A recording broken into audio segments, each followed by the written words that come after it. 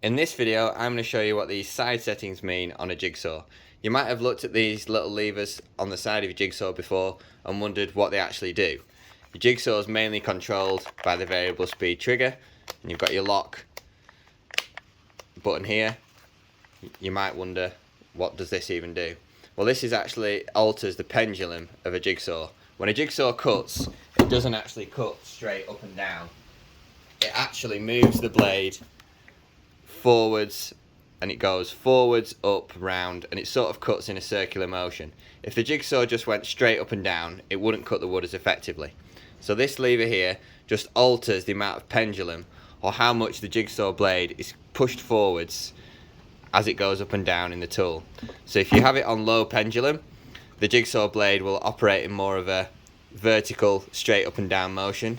As you increase the pendulum here, the jigsaw blade will kick out, cut more material, go back up, kick out and cut more material.